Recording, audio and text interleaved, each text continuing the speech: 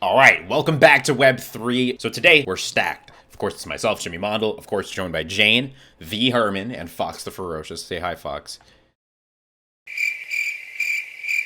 And of course, joining us today, I am very happy to announce that my close friends and creators of the Normies NFT project, here to talk about those two things today, are Gabe Olivero, the creative director on the project. He created all the art for it, and Edward, who's down here, and he's the backend developer for the Normies project. So, guys, thanks for joining us.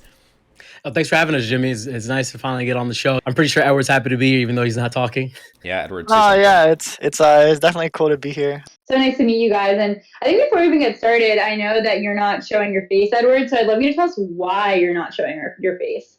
It's a pretty good question. I feel like just for now, I don't think I want to reveal my face for the NFT community. I think it also goes hand in hand with just people like being off the grid in the NFT community. Yeah, But so people do like to see a face, but Gabe is already our face, right? Because he's scared he's gonna get killed in the You streets. know, bro. I mean, these are real things, right? Like seeing all these crypto wallets getting hacked and all this nonsense. Cybersecurity, which we've talked about before, is going to be the forefront of a lot of conversations moving forward. But let's talk about the Normies NFT project. I got the website up, so starts with randomly generated on-chain normies, totally customizable forever, and that's very different from a lot of other NFT projects. Tell us why. Tell us what's up, Gabe. You can take the lead here. Yeah, so I mean, me and Edward recently got into the NFT space as a backend developer working with some other people, and then he came to me because he was like, "Yo, we need to come up with like a cool idea." And of course, me and Edward are always like going back and forth, talking shit, whatever that may be, right? And I told him I was like, I threw out a random name. I said Normies because I was like, initially I said there's no project that represents like the average consumer or something that an average consumer will really understand. To everybody, it's like high end metaverse, really memey, crypto-y. Like people don't really connect with that kind of thing. So Edward slept on it for a few days, and after a couple days, the light bulb hit in Edward's head, like, oh yeah, I see the vision, I see the vision. Oh, so then he hit me up, and then he was like, yo, let's put this project together. I sat there and he was like, can you find an artist to do it? And I said, well, I can figure out how to do pixel art myself. It's not, it's not that complicated. Put some time in, and I learned how to do pixel art in a couple days. We came up with a concept that was like based upon like Minecraft and other types of gaming things that we liked as an art style. And then from there, it was just been since December, we've been cranking out 6-7 hours, like after our actual jobs, like till like 2-3 o'clock in the morning. The whole team has weird sleep schedules to get this thing done. And, we're in a good space. The whole concept of being changeable and customizable, which is what's unique to the normies, was just something we wanted to do because nobody else is doing that, right? Like you mint an asset and then it comes out and then you're stuck with whatever you got. Now maybe that shit's not cool and you're like, oh, this is kind of what I spend like almost $1,000 on this thing. I don't even like it. Right. So we decided let's make something that people can control, own, and use, and feel like they actually like it's worth their money and their time and like their investment. You tell us about how the idea came about. Now, what's your action plan, right? Like, so many people have been asking me, like, okay, how do I sell my NFT? And I'm like, well, you could put anything you want on Opensea, but how do you guys know that people will actually buy Normies? What have you been doing to create your community? Okay, so initially if anybody knows how to develop an NFT project, there's usually a couple steps that come to that being Twitter and Discord, which are the two primary like avenues that people communicate about NFTs. Like you could type in hashtag NFT on Twitter right now and you'll see like 10,000 tweets in the last hour, right? And then Discord is just the best way to connect with people and your community and build a community. There is nothing better than that in 2022. It is just endemic to what the time is now. So we created the Twitter, we then created the Discord, and then it was funny. A sister Discord, like a friend's Discord, who was I believe it's called the Nuggets Project. Nuggets NFT. Edward can correct me on that. They promoted our Discord when we opened. They were like, yo, this product was cool. You guys should check it out. And then we had a crazy influx of users who just poured in faster than we thought. And the interest that we've seen from the people that have joined Discord have been like, wow, this project is super cool. A lot of this is going to be my first NFT that I ever buy. We recently held an AMA this past week where we addressed a lot of people's questions and concerns about the project, et cetera, and like how we're going to support it, a year, 2 years out, because usually these projects come out and, that's it, it's done, right? Like, the value is affected by like how much people care about it. But we prioritizing like supporting this for the year and building with our community. And yeah, the reception has been like we didn't expect people to want it this bad. Like even our whitelist people, our OG role, they've been saying, yo, can we mint 2? Can we mint 3? And we're like, okay, well, that's a lot of our stock. If we just say you guys get 2, 3, right. What's for everybody else? Right. So the demand is huge. It's huge right now. And I see Yeah. like on your the AMA you're talking about, I pulled it up actually on your off of your Twitter, and even at number 10, right? You're talking about the legitimacy of it, the coming into the scene as a genuine NFT and not like as a rug pull, right? You address it in number 10. 100% no. We built a smart contract from the ground up, blood and sweat poured into this baby. So talk to us about the smart contract, and maybe that's something that Edward can speak to us more as he's the back end developer. And of course, another point to that number 10 is Gabe is doxxed. And this is something about security that you need to talk about, right? This is just like there's real Yeah. people I'll let find Edward out. talk about the tech. I'll let Edward talk about So the tech. Edward, if you would, go ahead. Yeah, sure. I think definitely before we jump onto that, I think something that's really unique about the NFT space is it feels very archaic in the sense that a lot of it is word of mouth, right? Like if I think something's cool, I'm gonna tell you guys about it, right? And that's basically how we blew up. Is we weren't expecting the reception of like people who we know, mutuals and stuff, to really go out of their way to spread it, right? Like we didn't go out and pay people or ask people to do it. They went and did it on their own, right? Which gives us confidence that what we're doing is good, right? It's something people want. But to talk more so on the tech side of things, what we're doing, I would say, is abnormal in the NFT space right now. We're using a different standard from everyone else, and that's sort of our main selling point.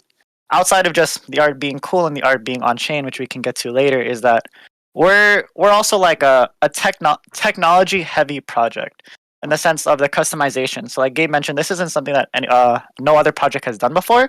There's been small aspects, like think of a t-shirt. Some NFTs, they let you change what t-shirt you're wearing or what the text on your shirt says. But for a full body customization where you can buy an NFT, change all the traits, and it looks nothing like when you first bought it, this has never been done before. And this is part of our main selling point. When you're looking at the future of NFTs and like digital ownership of data, right? And you're talking about creating more of these assets for your normies, you're talking about relating to that base level of person who's getting into the space. For that base level of person, why do you seek digital representation of yourself in this Web3 space? So I think that we can all attest to just like looking at social media, and especially now how times have gone on, everybody's looked to like getting to the core of their identity, no matter what that is, right? You know, people who are he, him, she, they, that, you know, different types of pronouns and definitions and identifications with different things in the real world, right? And that applies to the internet world, web world 3, web 4, web 5, wherever we get to. That's never going to change. People are always going to look to add meaning to who they are and their identity. And there's as people want to get more involved into crypto, because crypto is one of the most disruptive types of technology out there, probably, you know, craziest transfer of wealth we've ever seen, right? People want to understand that side of the internet and that side of like commerce, but it's hard to get involved because you're like, oh, well, do I make a Coinbase? Do I make a MetaMask? All that stuff. And this is such an easy way to expose yourself to the space without committing to like, you know, certain products, they're like $4,000 for one mint, right? You just go on Opensea, or you can literally mint on our website. You don't even have to go to Opensea. And it's only like $70 for a normie. So it's not even like you're putting a lot of money to purchase a normie. The gas fees are, of course, depending on the time of the day. That'll be like, you know, it could be like $130, but it's not that hard to get into and see what happens. And then, you know, just to go back, because I wanted to address this before we move forward, when we're talking about the security thing and identity thing, the reason why I put in that I'm doxable is because that is a very real concern for people with rug pulls, right? Like, oh, these guys just have anonymous profile pics. They're gonna run. Dude, Gabe Olivero, you could find me anywhere. Like I'm in New York, you know, I'm at Brookland. People could come find me. So I'm not trying to pull the rug on anybody. You know, I'm out here in the streets, the people's people, you know? So it's like that's been like my whole thing with it. Like, I don't want anybody to feel like they're like giving their money to like a stranger, or, you know, like this is gonna disappear after a month. Just to address that a little bit, which is a funny thing here at AMA. Go ahead. Well, yeah, I'd love to talk about that a little more because I worry about that as well. I told Jimmy when we were starting this business, the first thing I need to worry about is my cybersecurity. I still can't figure out what happened, but my MetaMask wallet got hacked. I had this like weird error message and I had my seed phrase, and I still to this day, it's been a month, cannot get back in. Whether this was hacking or an error on my side or an error on the app, I am petrified. I lost almost $3,000 worth of assets, including ETH, and now I'm really scared. And I think it was a wake-up call for me because I want to be a female who is talking about crypto using my face, right? So I'm ultimately going to be a target. And yeah, what do you do about that? How can you stay safe? How can I put my face out there and saying, hi, I'm Jane, I invest in crypto, and be safe? So have you ever heard of NordVPN? This is a sponsored video. About NordVPN, right? I have not, but enlighten me. So, I mean, one of the ways to protect yourself, right, of course, is to establish a VPN, right? Because now your IP address can't be like targeted through your own actions online. And crypto is supposed to have a certain level of anonymity where, yes, people can see all the transactions on a ledger, but they can't really pinpoint you unless they have all this information outside. So, one of the first things you want to do is get a VPN to secure your location. Like, you could be in New York, but your VPN is in fucking Japan. Right, like your IP address is coming from Japan, so that's one way to protect yourself. Also, me personally, I have several MetaMasks, right, and I keep my own codes, like my keywords. I keep them written in a notebook, and it's stored somewhere in a safe, and I don't keep any of it online because I don't want anybody to have access to my wallet. Right. You so don't like, no text documents, no none of that. Like exactly. I try to keep it as separate as possible and keep track of it because I don't want to. For example, I don't want to have $20,000 in one type of account and then like something happens. But do you have a hard wallet? Like I just got a ledger. Did you got a nano ledger? Nano ledger? That's honestly the best way to secure your wallet. Because it's you literally take everything, you put it on this cold drive, and wherever you put it, that should secure entirely. I know people who put them in safety deposit boxes at the bank. You can get your own safe if you want, if you carry with you.